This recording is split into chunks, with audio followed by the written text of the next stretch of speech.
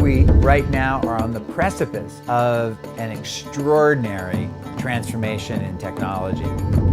I honestly think this is probably the best moment that Bitcoin has had to date. If it has a better one, then it's going to be a hell of a ride.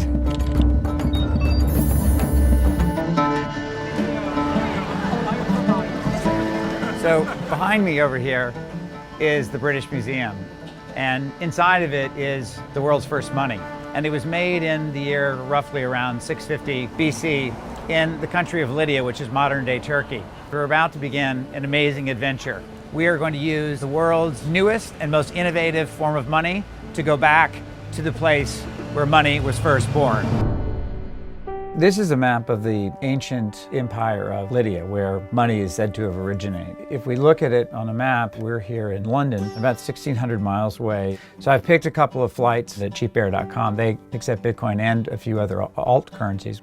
And now if I come down here and say I'd like to pay with Bitcoin, and let's go to Bitreserve. I have some Bitcoin, I have some dollars, and down here we have our new gold money. So what I'm going to do is I'm going to take the money that I'm currently holding in my dollar card, and I'm going to transfer that to my brand new gold card. Now you see I have roughly about half an ounce of gold that is actually sitting in a physical location in a vault.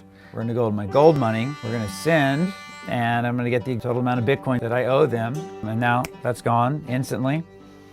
And I now hold a round-trip ticket buying with gold converted to Bitcoin to return to the very home of the innovation which started all of this off in the first place, the invention of money. This is amazing.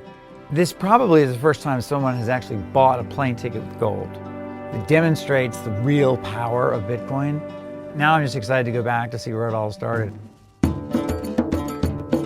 The most important characteristic is that gold preserves purchasing power over long periods of time. So for example, an ounce of gold today buys the same amount of crude oil it did in 1950. Today you can buy a man's suit for an ounce of gold. A Roman senator could buy his toga for an ounce of gold. What is it about this yellow metal that makes it so special? The fact it's chemically inert, it resists oxidization, it's fungible.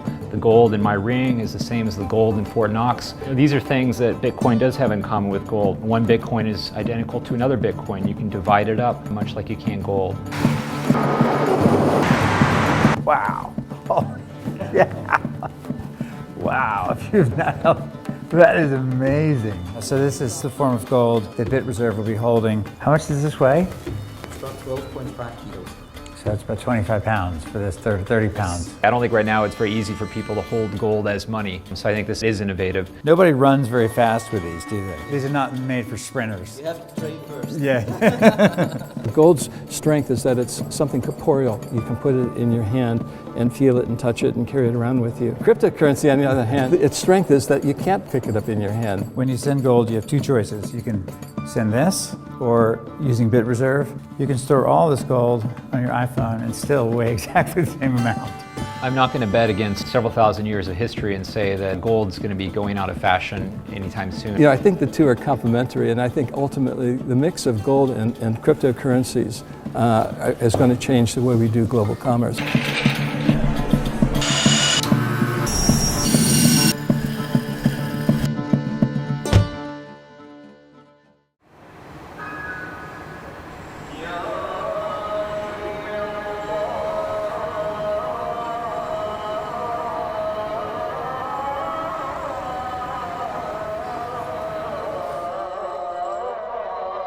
Still not easy.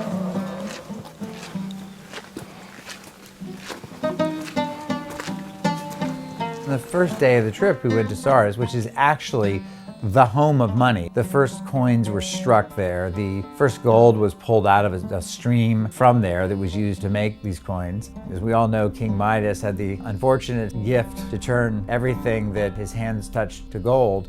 And when he decided to have that power unwound, he was told to bathe in the stream. The Lydians believed that that's actually where that first gold had come from, that minted the first coins.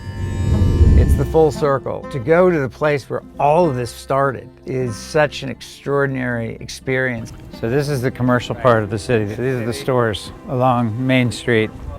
It was ultimately the adoption of money which allowed commerce to flourish. Today we're going to the Kimirelti market, which is a famous open-air market in Izmir. It is the historical successor to these stalls that we saw in Sardis. You see in a couple of snapshots how money has allowed goods and services that we can buy and have access to explode.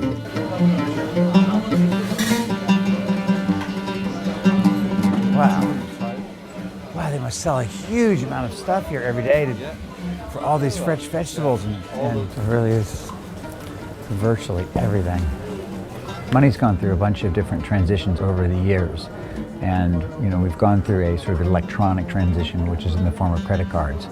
That transition has put a whole bunch of middlemen in the middle of money who now make money off of the exchange of money. And I think what's great is this next stage is about removing the middlemen, and it's about putting money back into the pockets of shopkeepers like the thousands that are in this open-air market. So do you charge more money for cash than for credit cards? If it is cash, better for us because they taking commission, Imagine that there was a card you're right. that it had no cost, that you swiped it and you got all the money. Of course. There's something like machine, we use that machine. We don't use the other commission machine, It's coming soon. Yeah. Thank you very much. Thank you very much. Thank you very much. What's cool to think about is that we may be bringing all of these thousands and thousands and thousands of vendors the ability to transact more easily, more quickly, more safely, and at no cost. And that's changing a set of businesses that have been around literally for thousands of years. Innovation is about to arrive in places like where we are right now. Well, when we decided to do the gold card, we realized that we were tapping into something that's been around for really as long as man's been talking about money. We've seen huge amounts of innovation, but then there's a strand that has run through time and space of gold as a common denominator in the world of money. Our dream is that Bitreserve has the same profound effect on money that money had on commerce by delivering a similarly disruptive way for commerce to occur. We can be, in terms of innovation, somewhere close to the initial innovation of money itself.